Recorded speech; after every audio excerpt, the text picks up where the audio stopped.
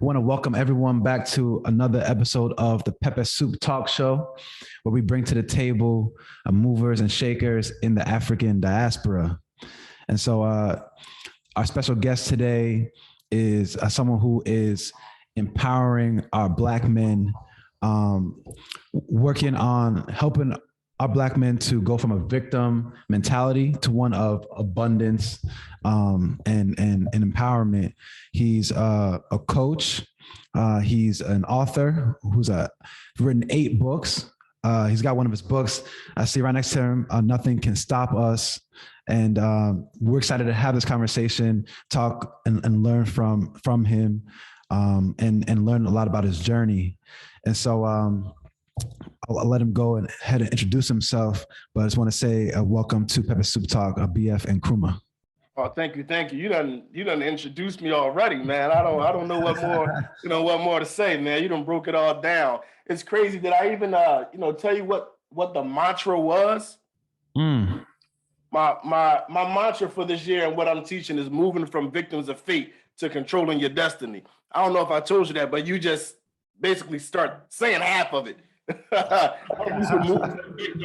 And so that's the mantra. We're helping Black men move from victims of fate to controlling their own destiny. A lot of times we talk about fate as this inevitable thing that has to happen. And I don't believe it has to happen. Now, if you wake up every day and you don't make life happen, but you allow life to happen, fate's going to have its way. So I want us to move from victims of fate to controlling your own destiny. So that's it. And that's what this new book is. Nothing Can Stop Us. You can't see the subtitle. It's Black Men's Guide to Controlling Our Destiny. Wow. Yeah, so we definitely want to get deeper into that. And we want to hear, we want to start from the beginning, like if you could tell us, about yourself, your background. I know you said that you're from Philly, you live in South Carolina now, but can you talk a little bit about, your background? My background as far as the work that I'm doing, or just life in general? Just life in general. What was it like growing up in Philly? Actually, the work that I do doesn't start without the life, so that has to go hand in hand. So just grew up in South Philadelphia. Till this day is really wild. Philly right now has the highest murder rate per capita in the country.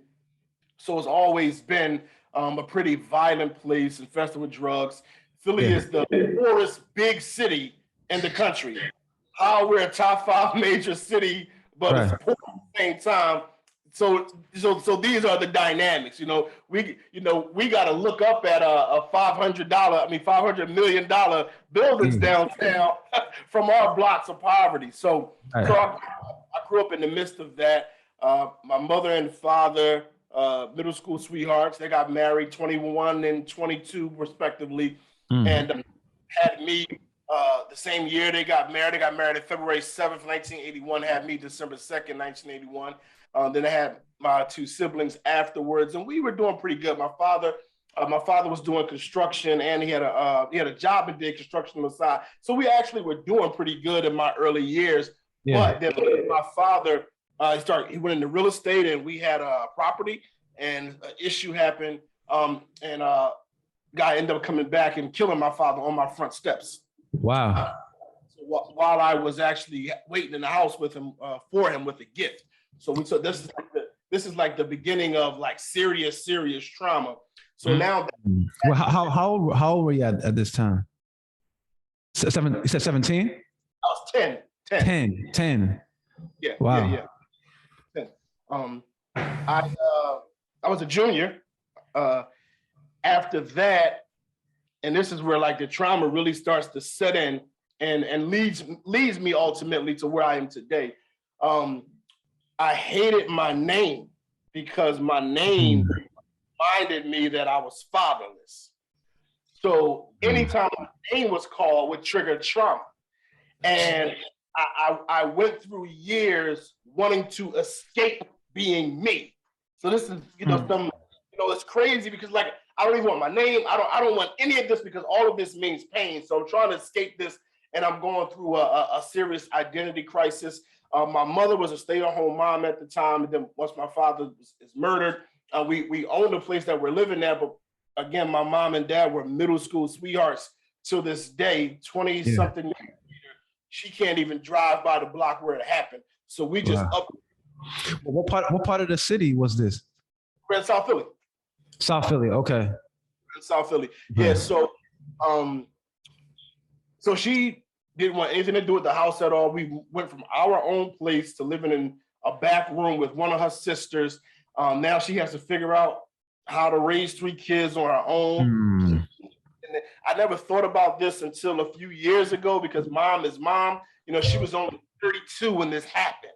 Wow. So she's 8 years younger than I am today, trying to figure out how to raise 3 kids on her own immediately after this trauma. So my whole life was up. I lost my superhero. I lost my guidance. I moved from one area to another area. We lost our income. And then that was just a recipe for disaster. So I got caught up in the streets. And I remember going into 9th grade, you know, I had these sneaks with holes in them. And my mom said she didn't have any money for like 2 weeks. Yeah. And I'm like, I can't go to school the first day looking like this. So I decided I was going to sell 1 pack. I was going to sell 1 pack of drugs, make the money to buy some sneakers, and I was going to be finished. This was literally what I told myself. Yeah. I got the pack. I sold it in a couple of hours. I bought my boots, and I was addicted. I bought these boots in a couple of hours, and I said, "Well, what else could I buy? Yeah. What could I buy after a week? What could I buy after a year?"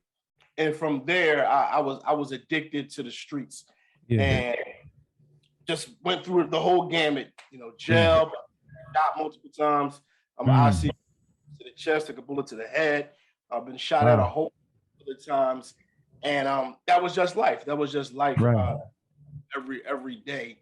But when I always look back at it, I feel like, well, I know that had my father not died, or had I had someone step in as a father, that would have been able to guide me through life, through that time frame where I wanted to escape myself. And so I chose to be somebody who I was not, and been able to help me maneuver through that.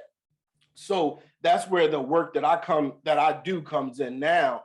Is I am constantly on a mission to save myself, whether it's my 10-year-old self, my 15-year-old self, my 21-year-old self. I'm always on that mission.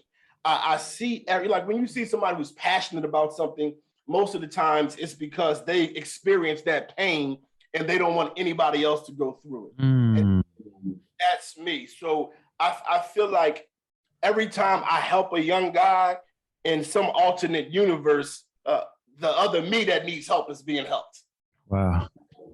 When I help that 15-year-old before he grabs a gun, when I help him, I'm helping the me in the alternate universe. That 21-year-old, the 30-year-old, when I act as the guidance for somebody else to make their life better, I feel like somewhere, somehow, I'm healing myself.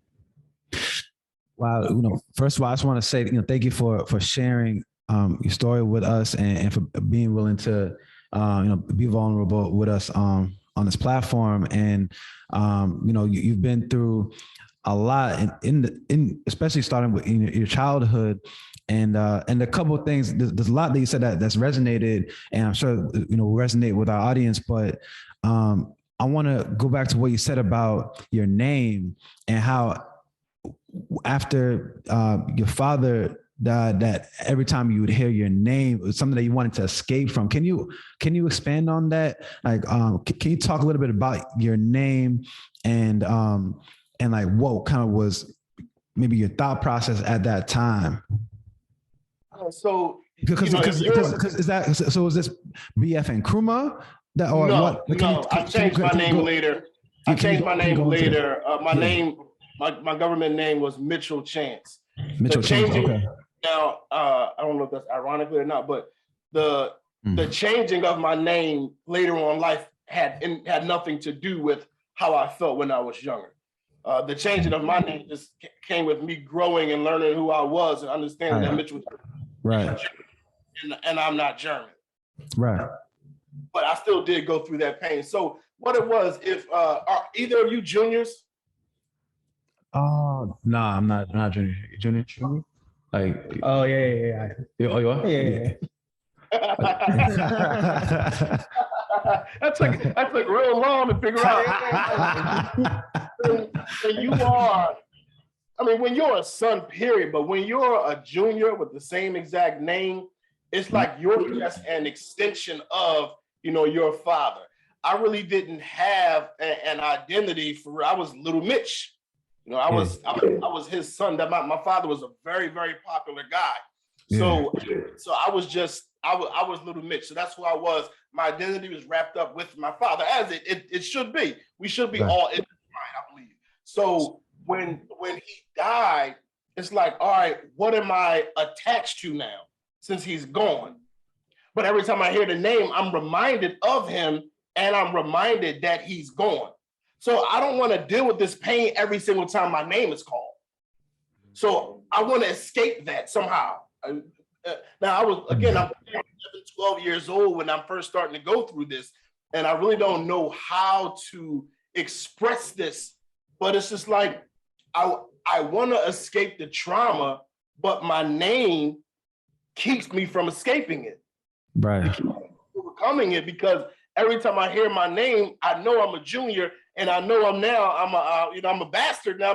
My dad's gone. Right. So that's what it was. I wanted to escape the trauma, but my name was bringing the trauma back constantly. So and I wanted to get away from Mitch being Mitchell, because Mitchell was a fatherless son, and I didn't want to deal with that pain every single day.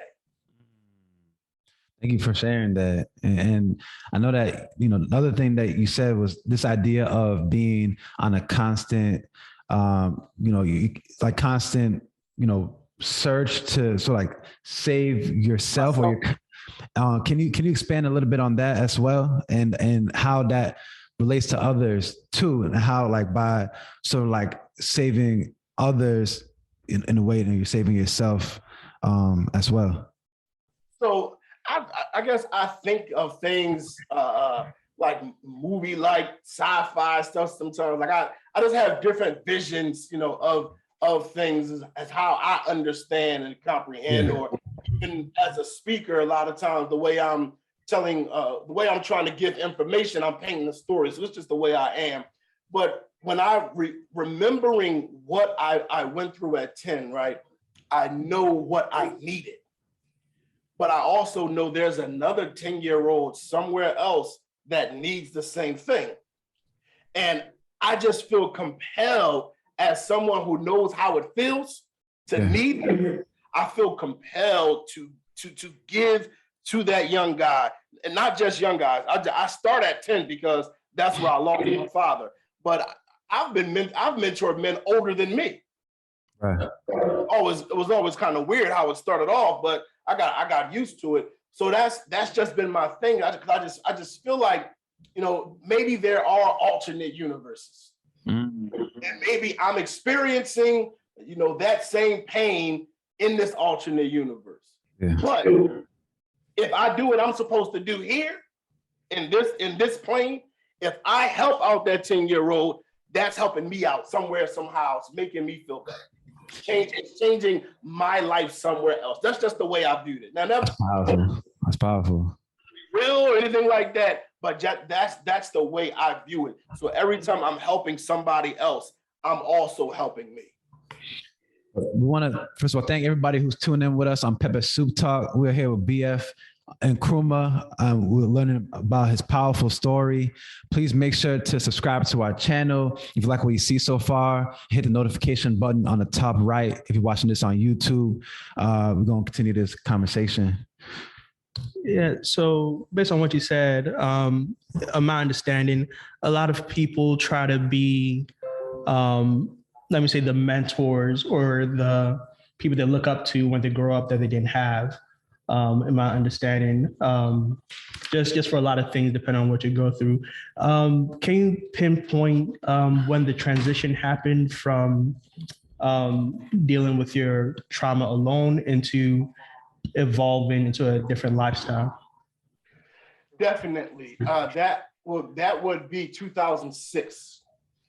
2006 is when everything changed for me. I was 24 years old. I was at the pinnacle of my success in the streets. And I remember I had this Jaguar. This was my dream car. And I was sitting in it one day. I was on my block, and I realized that in 2006 they changed the body style, and they got a newer body style now. And so now the style that I have is the old one. So now I thought to myself, I'm going to go trade this in tomorrow and go get the new one. And then I sat there and I was like, why? And then I was like, what void am I trying to fill with this money, with the vehicles, with the jewelry, with the women, with the partying? Like I'm recognizing there's some kind of void in my life that I'm trying to fill with all of these things. So I went down a spiritual journey after that, realizing what was missing out of my life was God and purpose. So every weekend at the club, I was trying to fill a void that I couldn't fill with that, because next weekend I got to do it all over again. I could never have a new enough car, because every September a new car is coming out. I could never have a pretty enough woman. I could never have the best jewelry. Like it was a hamster wheel. And I recognized, no, you need to be walking in purpose. When you begin to walk in your God-ordained purpose, that's when you will fill the voids that you're filling. And that's when everything shifted for me. So I began to go to church, and then I just began to just want to help people. That was it. And this is the thing, right? One of the things I teach brothers that I coach is this concept of that your I am. Your I am is the intrinsic part of who you are, regardless of life, whether you're 4, 40, or 80. It's just your through line of who you really are. Now, I am an extreme empath who feels the pain and voids of others and feels compelled to alleviate their pains and fill their voids. That's who I am. Now, when I was 4, if we're in the sandbox and you look sad, I want to give you my toy. I want to alleviate your pain. Same through line. When I was in the street selling drugs, if I saw you struggling, I wanted to give you drugs to make money. Now, thing to do, but it's the same through line. Then as I'm 24 and I begin changing, it's like, all right, so now I'm changing. Now I'm seeing guys who are hurting. All right, I want to fill that void. So that's my I am.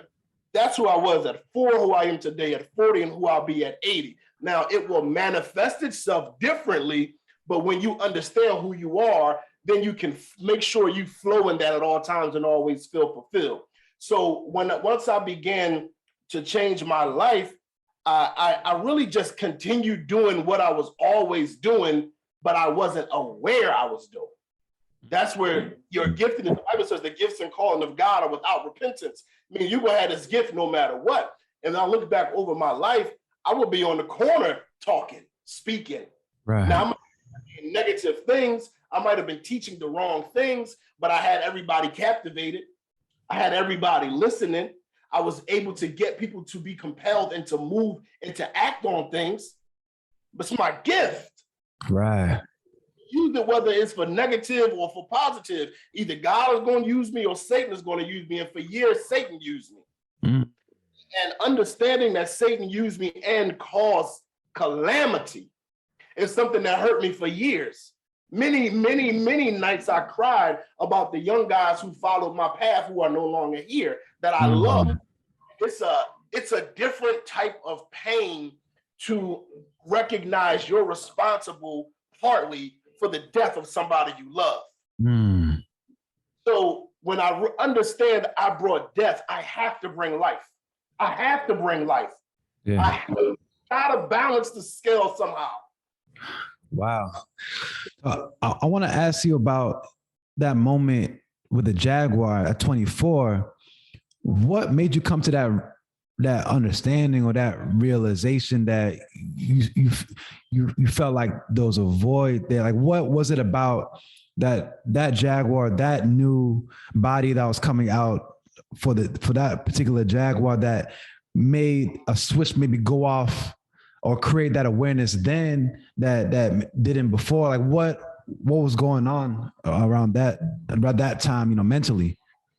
You know what? One day, sometimes I tell roundabout stories, but I'm going to get directly to the answer. Oh, well, we here for it. One day, I was out to eat with a woman.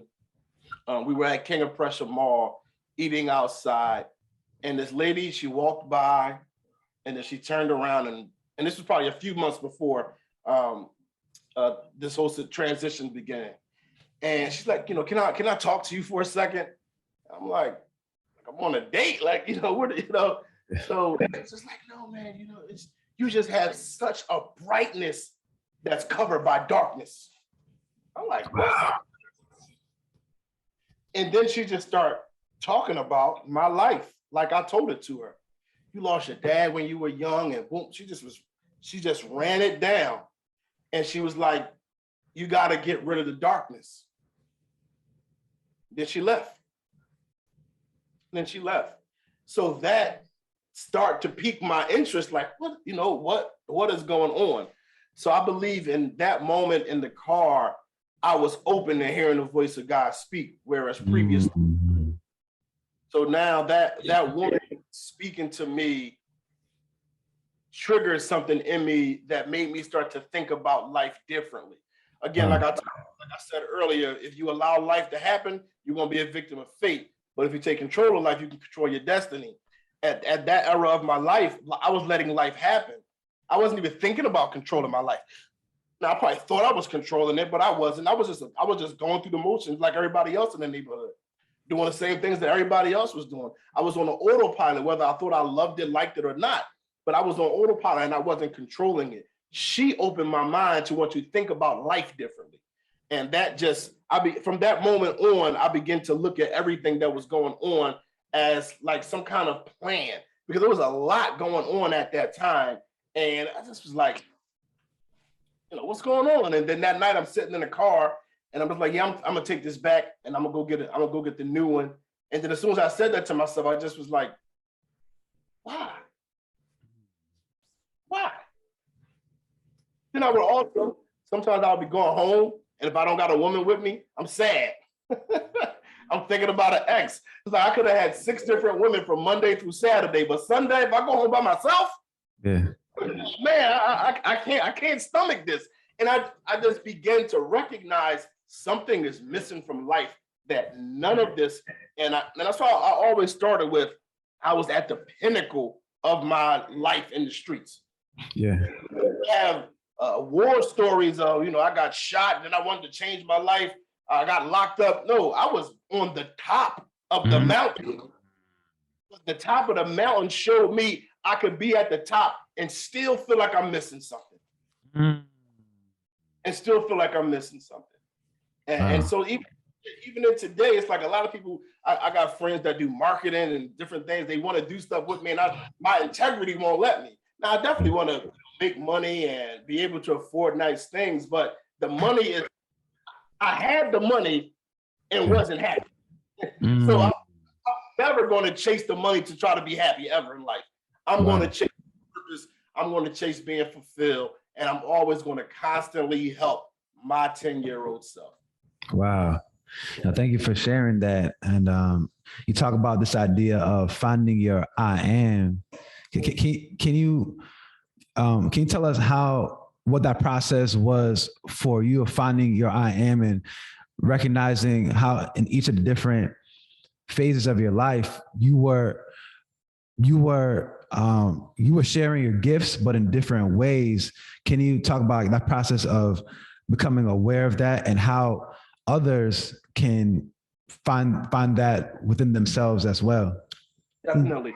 Just so defining myself or helping people define themselves has been something that I've been doing for years. But you know, with everything, it evolves and then it crystallizes to where you get it right.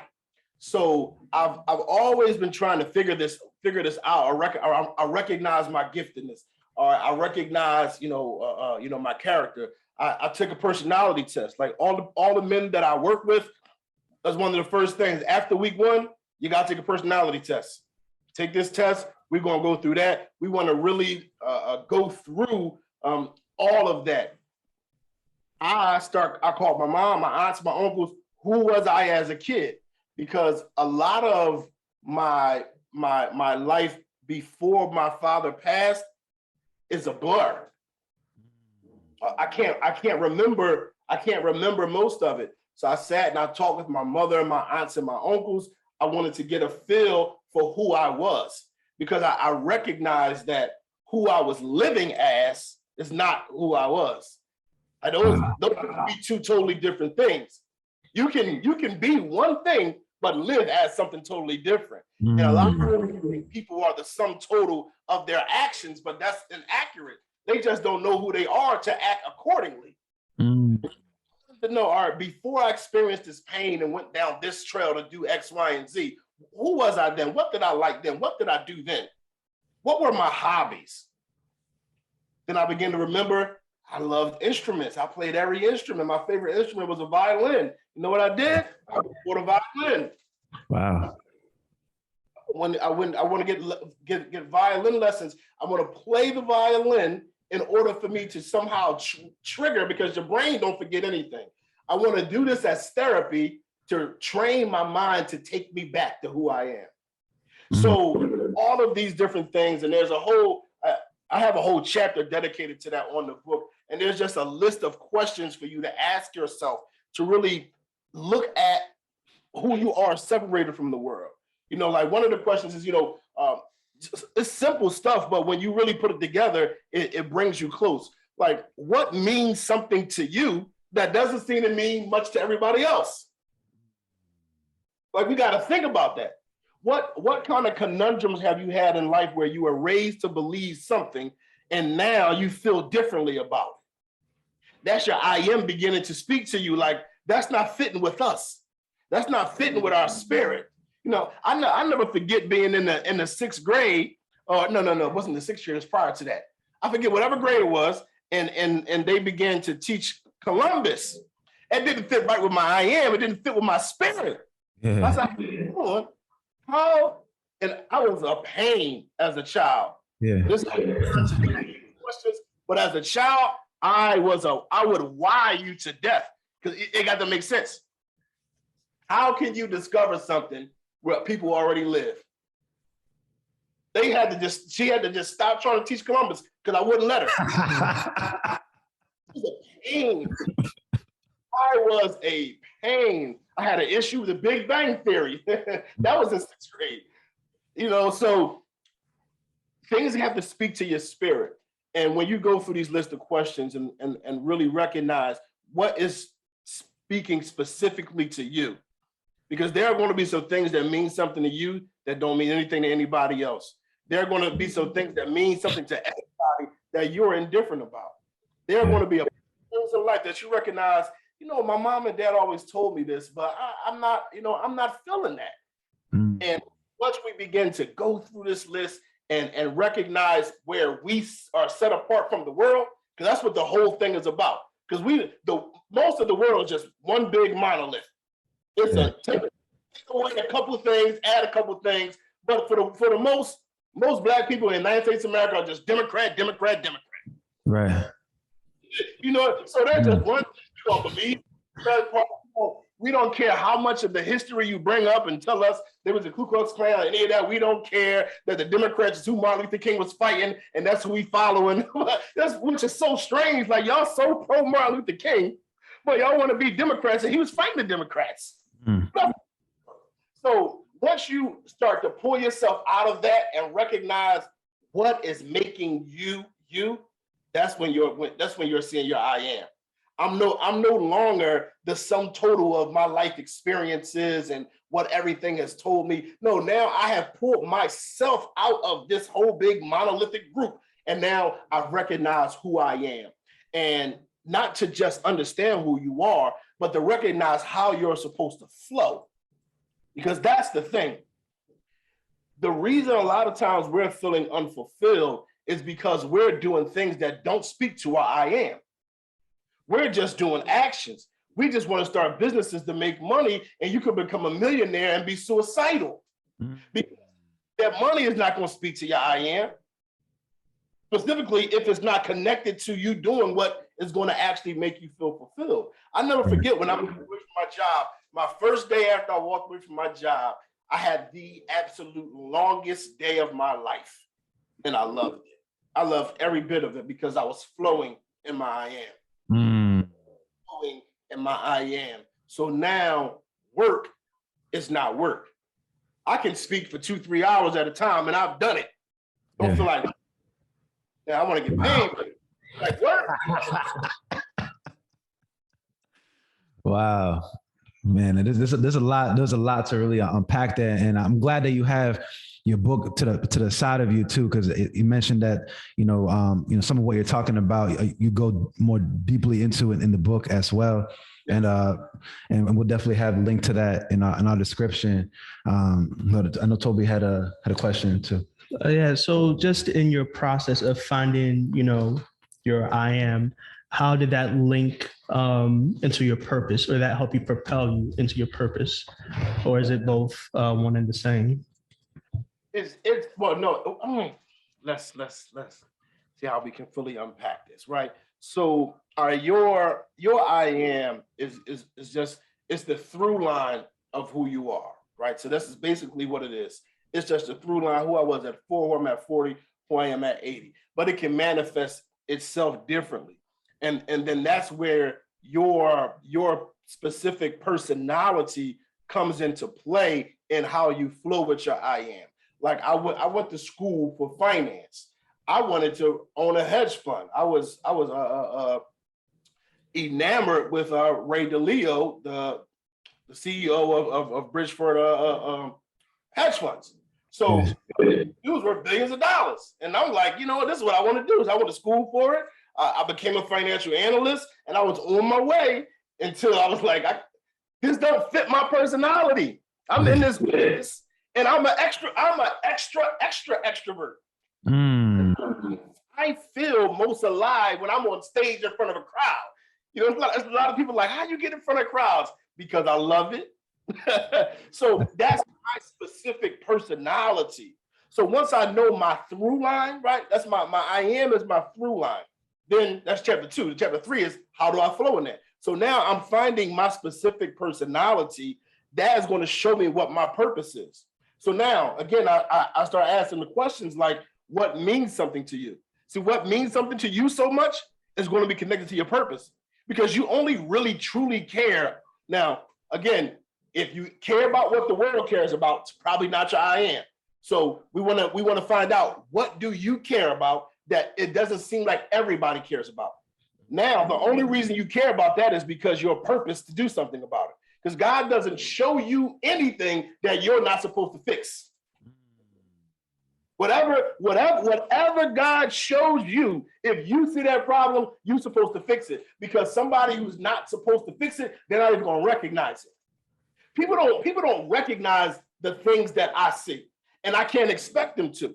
And I don't recognize the things that everybody else see because it's not for me. That thing that you are looking at, like pulling on your heart, pulling on your empathy, that's where your purpose then aligns with your I am. So your I am is going to show you that through line, and then your personality and what means something to you, where that meets, that's where your purpose and everything comes in, and that's where you figure out your flow. So we could have the same I am, but flow differently, right? Somebody can have the same I am as me, but as an introvert. Right. Now, and this is where we all need to come together. I love to be on stage. Obviously, the introvert would not want to be on stage doing what I do, but they might want to affect the same kind of people they want to affect. So what would they do? They would work with me. We would work hand in hand, because it's some back end stuff that I don't know how to do, that I'm not great at, and that I don't want to sit in the room figuring it out. So you're flowing in your giftedness attached to somebody else, because we are all supposed to be attached to one another. So now you're flowing in your I am, I'm flowing in my I am, but we're doing it differently. And I can't feel like because I'm out front that I'm more valuable than the person who was fixing my website the other day. Right. So yeah, man, and that's why I said that personality test, the emotional test. Are you an empath? Are you a rock? Are you a gusher? Getting all of that, recognizing what your personality really is, what means something to you. And when we start to get those questions and you start to answer, because the book, every chapter has work at the end. Yeah. You got to do some work at the end of this. And when you do that, you'll get closer and closer and closer to finding your I am, identifying your I am, identifying your purpose, then identifying how to flow in it. Whether you're in a career, whether you have your own business, nonprofit, whatever it is, you can be, somebody who wants to, make people feel joy and be a comedian. You're living fully in your I am. Most comedians just want to see people smile. That's some empathy. Like and a lot of times they have traumatic lives. Right. So they didn't smile, so they want to make other people smile. So it's a lot to it. And it's like I'm rambling, but nothing, right? I think we really have to get over the idea that some things are bigger or more valuable than others.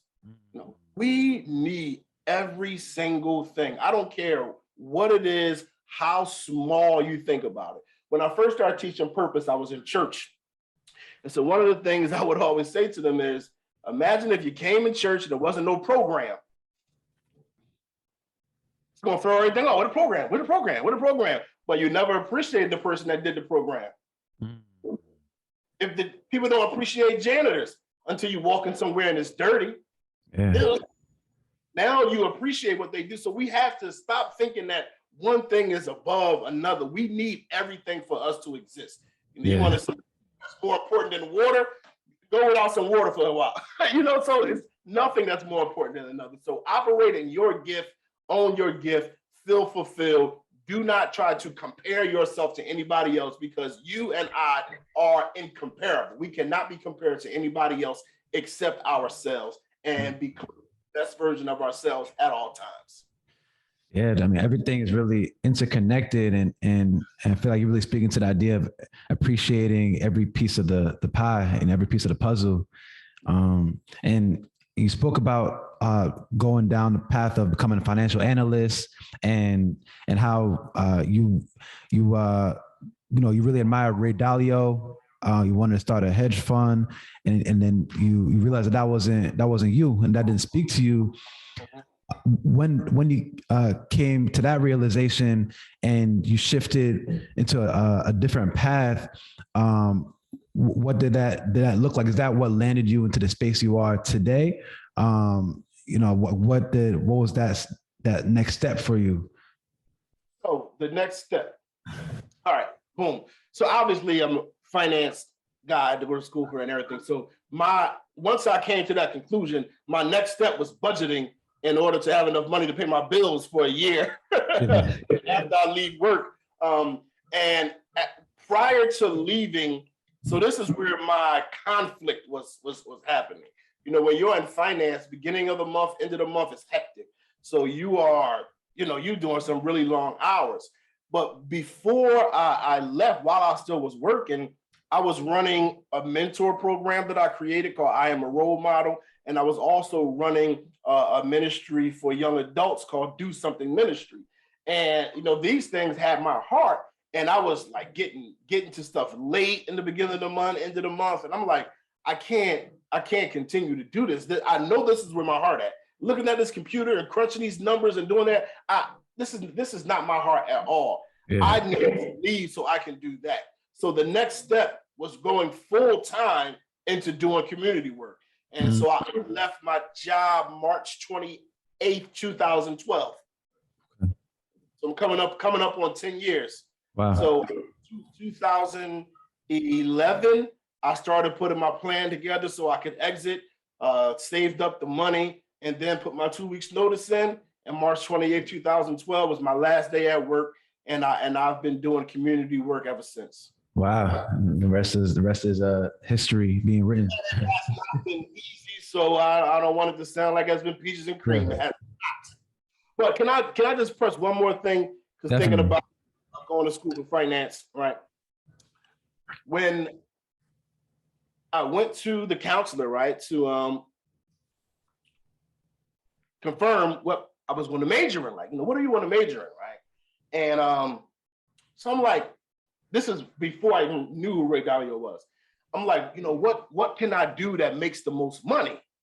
Yeah. Like, something in finance. Are you good at math? I said, I'm excellent in math. I've been a math kid. I've been a math whiz my whole life. I said, yeah, let's do this.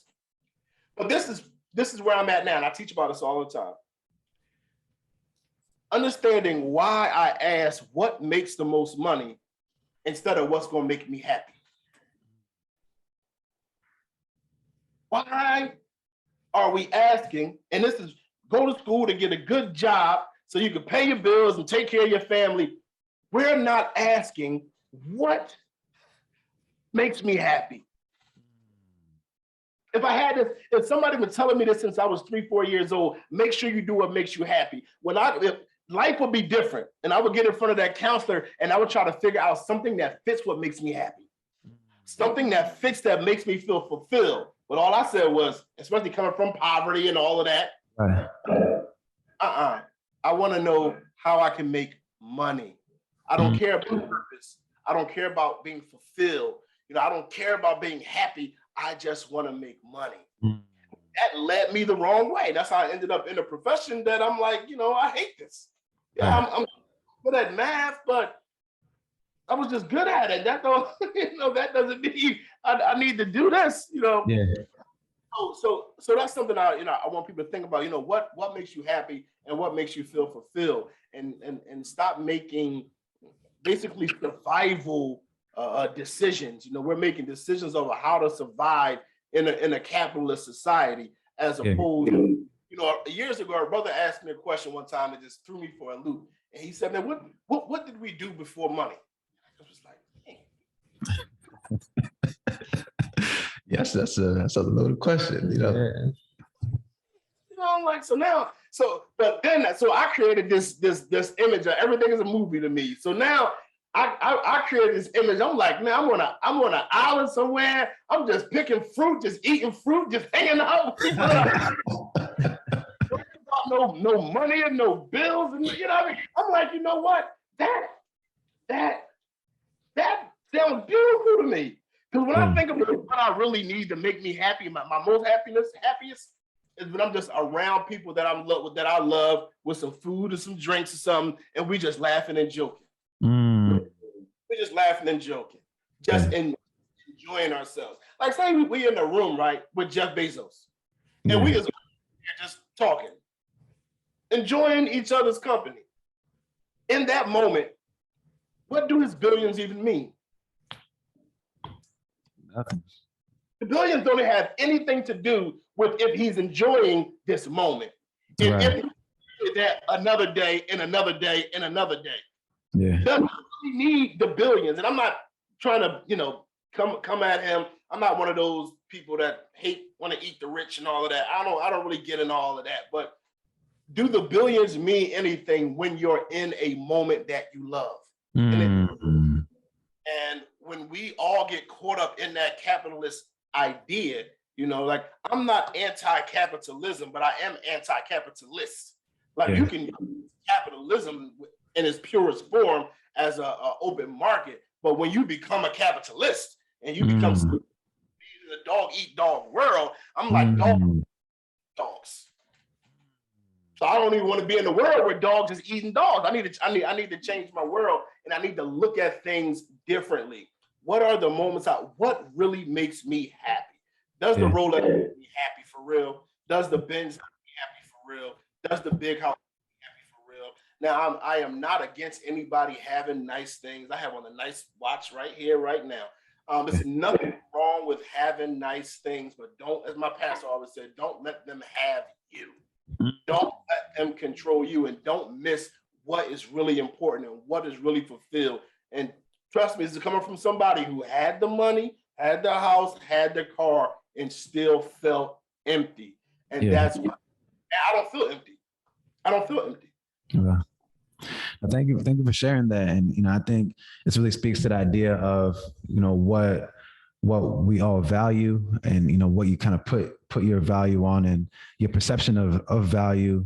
And I think too, like we have to acknowledge just in our communities, like this idea you mentioned for survival, and thinking with like a survival kind of mentality. And I think a lot of where some of the values come from, especially being in a capitalist society, comes from having to survive, right? And like, and so like even what you're working on with this idea of going from a victim mindset to I say mindset of empowerment, it makes me think about this idea of going from even like survival to, like being able to thrive. And Yes. I want to talk about your name, BF Nkrumah. Can you talk about how you changed your name? Can you speak? Can you unpack that for us, and where that happened along your journey? Yeah. So BF, Bamadele Falami Nkrumah. Bamadele and Falami are both Yoruba. Nkrumah is the last name that's Ghanaian. Yeah. I joined the UNIA. Okay. I joined the UNIA, and there was some elders in there. One of my elders, Achille Nkrumah, and one of my elders, Ramasus. And I spent a lot of time with them, learning a wealth of knowledge, from them. And just, as I learned, my name just, I always had an issue with my name, but this was different. It was like, this is not speaking to who I am. It's not. This is not speaking to who I am. I never even attached my name to my I am until just now.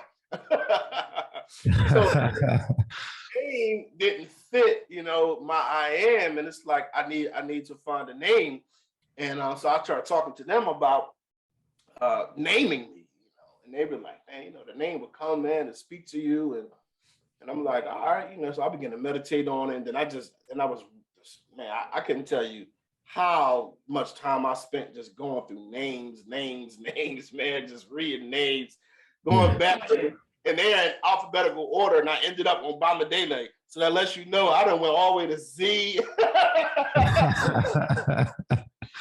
all the way back, and Bamadele, spoke to me, it means follow me home. Mm. And so that was something that spoke to me. I believe in Sankofa, reaching back, and I'm trying to take us back to who we really are.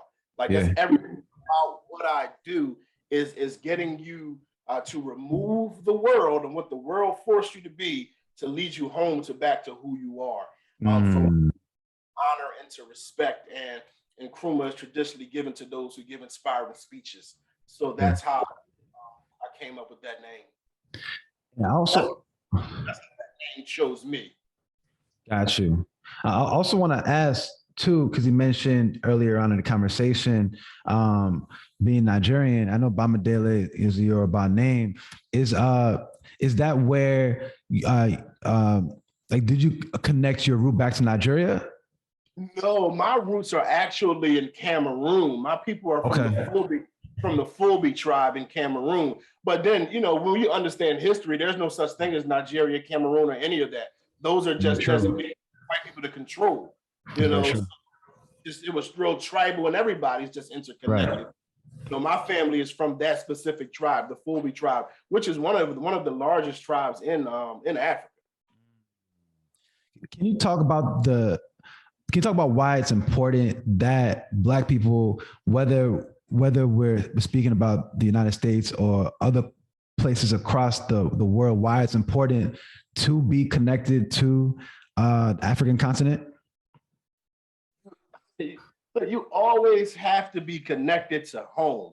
I mean, think about the people that that aren't connected to their parents at all. Like, I hate my mom, I hate my dad. Like, something is never all the way right with people who are not connected with home. It's just something that's awry. It's like something wrong with their personality, their character, some kind of trauma. It's something when you're not connected to home. You need to be connected to home, period. How do you know who you are if you don't know where you're from?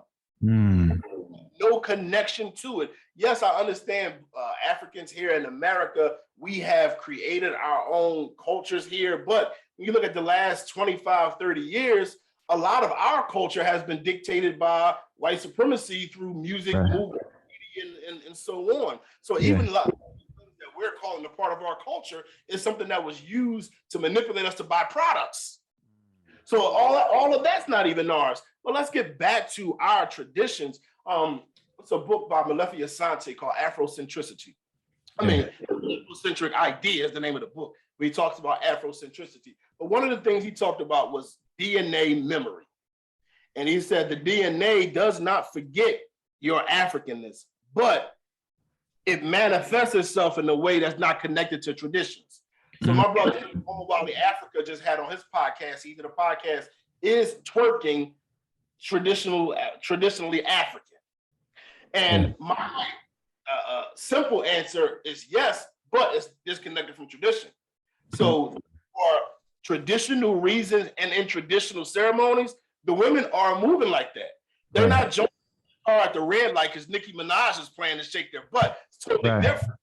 You know, and really recognizing or developing a love for Africa and just trying to deprogram your mind from white supremacy. After I read the Afrocentric Idea, I began to stop my coon self thoughts.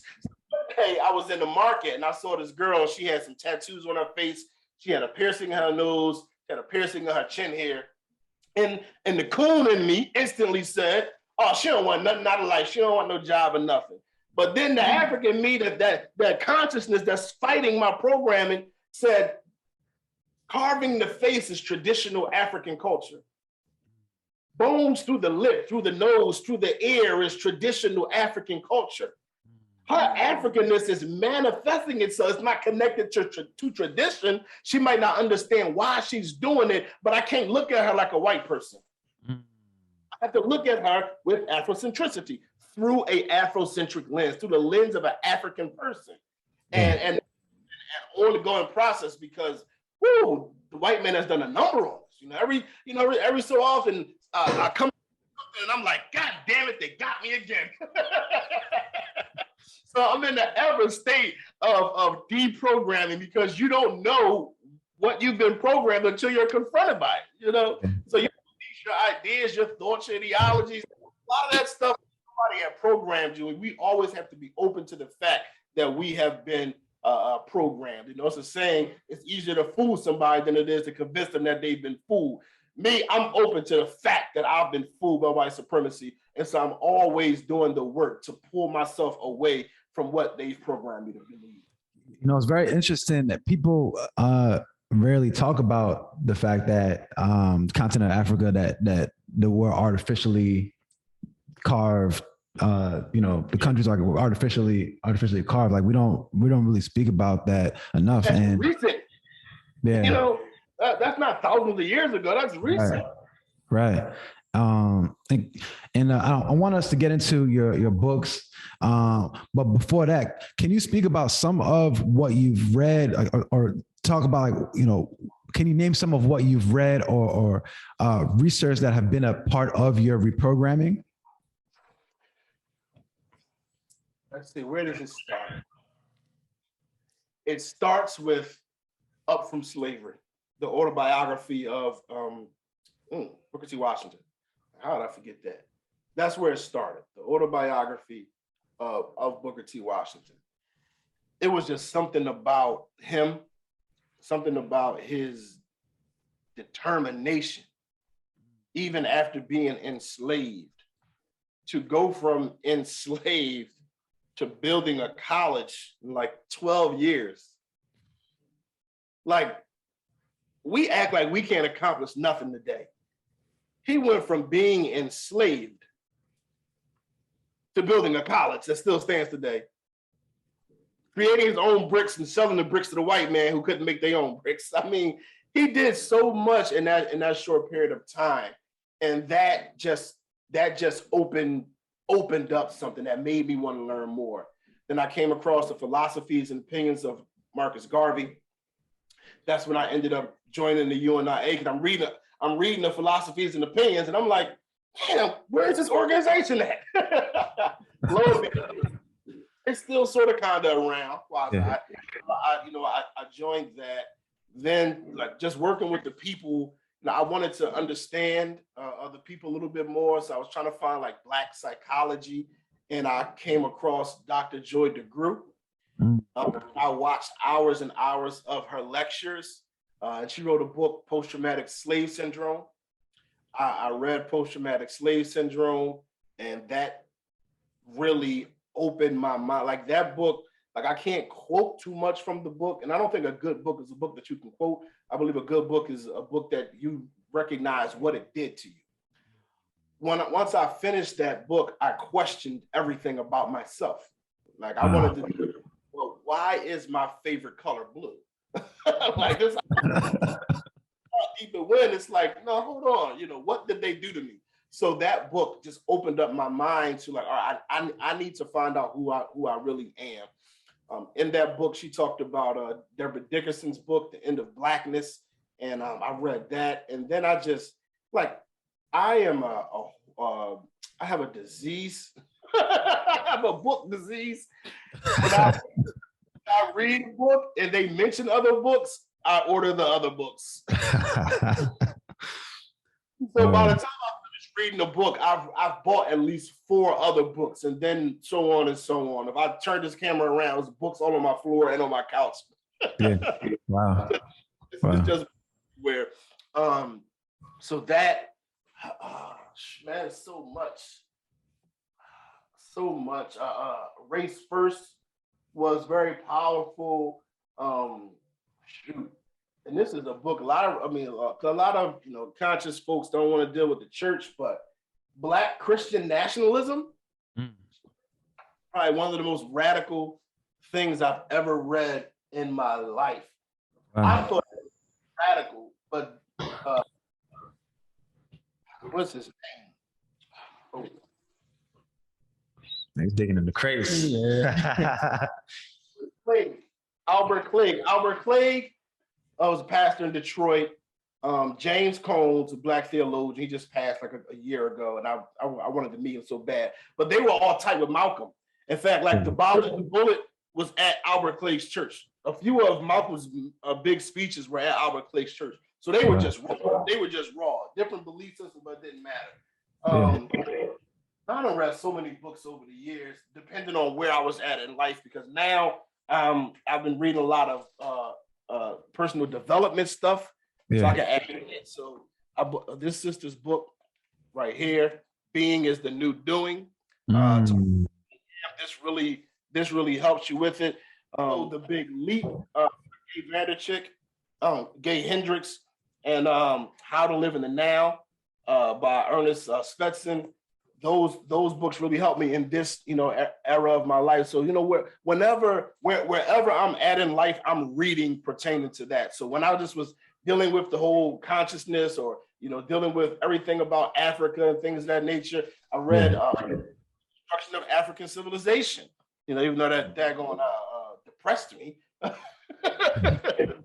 Daggone history be depressing, man. When you be looking at what happened and how it happened, especially all the years, like, oh my God, why did I read this book? Thank you for sharing. Man, I be wanting to know all of this stuff. You come across information, it's like, that didn't make me feel good. Thank you for sharing all those sources with us, and we'll definitely codify some of them to our audience. And Toby had a question. So we have a few minutes left in this hour. One thing I wanted to highlight, there's always some struggle in any profession. So in particular, the space you are now, what keeps you motivated to keep doing what you're doing? Struggle wouldn't even be the word, brother. If you notice, man, most of the people who are, in a speaking lane and everything, especially on social media, they're speaking to women because it's easier to get the women to buy into it. The brothers, a lot of times, are feeling like, I'm a man, I don't need nobody to coach me, I don't need nobody to help me. So a lot of times that is definitely a struggle. It's been a struggle financially at times because my whole life is wrapped up in it. Like I walked away from the job so I can give my all, to the people. And sometimes it's like folks value you without valuing you. Like I value everything that you do. I need it, but not when it comes to a price tag. Like, oh no, it's like, but you want that bad. But again, what drives me is always going to be my 10-year-old self needs help somewhere. Yeah. Like, this thing it's sort of kind of selfish. Like it's not really about y'all. It's about to be honest, this is about my 10-year-old self somewhere. And I just feel like if I give up on the brothers, I give up on myself somehow. Let myself down. Like maybe this is a test, and if I continue to do this, I'll wake up 10 and everything will be better. I don't know. But that's my motivation, and knowing like this is God ordained, and I can't just turn my back on what God wanted me to do, because that's the only one who can judge me. That's who I stand in front of. Whether I affect the masses or not, whether people follow me or not, whether I make the change I want to make or not, I want to be able to stand in front of God and say, I tried my best. I did my all. And that's that. When I look at Ezekiel, the prophet in the Bible, by all accounts, he was a failure. Nobody listened to his message. But, God said to him, now the people don't have an excuse. So I just used you, even though it didn't work. I used you so they can't have an excuse when they come before me. But when you come before me, I know you did your all. I know you did your best. I know you gave your all with everything that I gave you. And it's not measured by results. It's only measured by your heart and your effort and your dedication to what God told you to do. That's it. That's what pushes me. It's not about the people. It's definitely not about the money. It's not about being known or videos going viral or none of that. This is all about, what? I noticed what God wants me to do. I got to do it. Man, brother, I just like to, personally thank you for the work that you're doing, with and for our brothers. And, it's something that, sometimes can also be thankless as well. When it's in a space that's noble in that kind of way. And we're very honored to have you on our show for this conversation. There's a question that we like to ask all our audience, our guests, when they come on our show, and that is, if you had to speak to your younger self, and in this case, we want to take your 10-year-old self, if you had to give that 10-year-old self advice, and I guess in a lot of ways, this whole interview has sort of been advice for your 10-year-old self, but if you had to give a few words of wisdom to that boy, and given what now, all the ups and downs, everything that you've learned, all the awareness and growth in consciousness, what would you tell him, that younger you? I don't know, because it's easy to want to say something that would have helped him become different, but then would I have ever walked in what my purpose was supposed to be in the first place? I would tell him, put yourself first sometimes. That's what I would tell him. Put yourself first sometimes, because I have helped the people to my own detriment too often. I've lost everything, homes, cars, relationships, all because I was so focused on the mission. So that's what I would tell him. Stay strong, do for the people, but put yourself first sometimes. Because I wouldn't want to give him any advice that kept him from becoming who I know I should have been in the first place, right? So I guess I had to experience certain traumas. I had to experience certain hardships, because you're not going to find the passion for the people I have passion for if you don't go through what I went through. It's a lot of people that can't see a killer and want to understand him. They just want him to be in jail. but I know he committed crimes and I don't want to be in jail. So how, and then it's like, who do we throw away? Who do we keep? So my experience in recognizing you can go from a straight A student to a violent drug dealer without blinking. It just happens. And if it could happen to me, a kid who played the violin, a kid who played crypto, just a little square nerd, if it could happen to that kid, it can happen to any kid. And so I'm gonna always have empathy because I want to know what drove you there. I never forget years ago, this guy shot his best friend 7 times in the face over a PlayStation. Wow. And when I saw the headline, I'll never forget, it says Slay Station.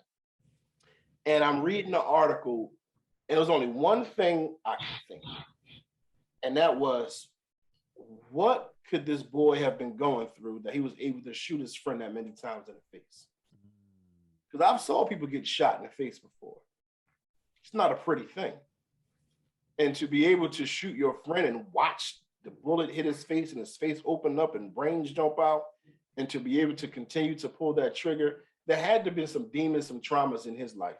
Yeah. So unless you've been on my side, you're not going to look at somebody who shot their friend 7 times in the face as somebody that can be saved. Right. But I look at them as somebody that can be saved because I was counted out.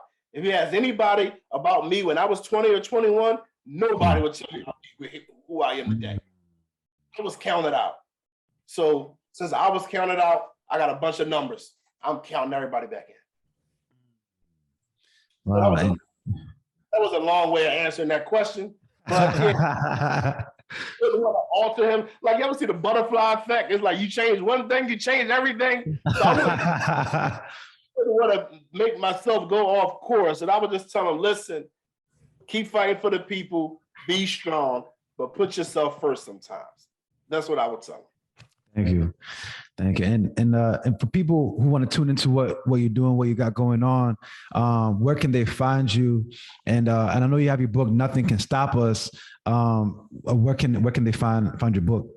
Yeah, definitely. They can find the books on bfnkrumah.com. That's bfnkrumah.com.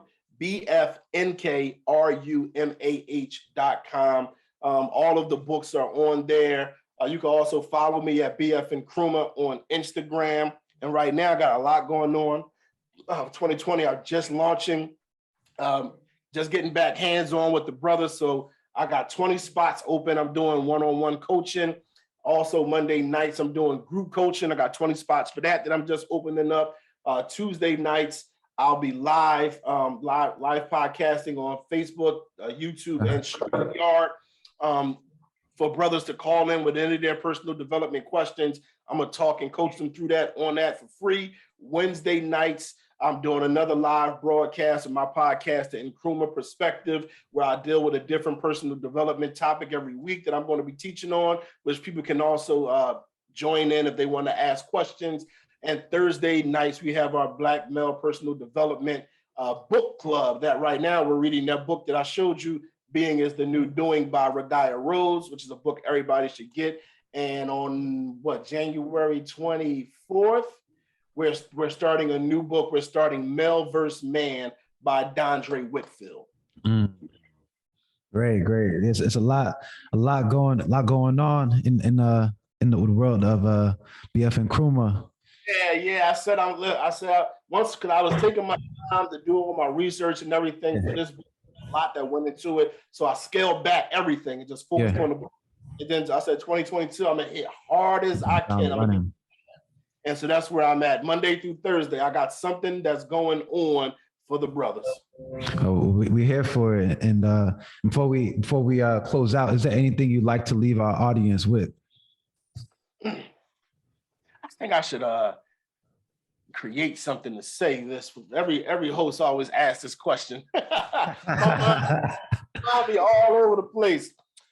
My final thoughts would be, you have the power to dictate what your life is. If you wake up every day with the mindset and the tools to control your day, and you control your day after day, you'll inevitably control your life. It's not about just setting these goals, these resolutions, and then forgetting the day-to-day process. You can't let the day go by where you just go through your routine. You just wake up every day at the same time and brush your teeth the same way with the same hand. Sometimes I switch and brush with my left just to change it up. You go to the job and you do the same thing and you get the same lunch and you go home at the same time and you were just on autopilot all day. You were not controlling your day. Now, you might still have to go to that job, but you have to learn how to change how you are present in the present. Make sure you're controlling the present, because that's the only thing that exists. Future don't exist. The past don't exist. We can't prove it was really there. The future, you can't see it. But now, how are you present in your presence? Whatever's going on in the day, be conscious about how you're present and make sure you are controlling that moment at all time for your benefit. This way, every day, if you're controlling every minute of the day, nothing can stop you. You'll become unstoppable. So I don't think there's any better way to end it than that. Mr. Nkrumah, it's been an honor and a pleasure. And thank you again for coming on our show. We look forward to staying tuned and seeing what you have coming down the pipeline. Sure, I appreciate you, brother. All right. Have a good night.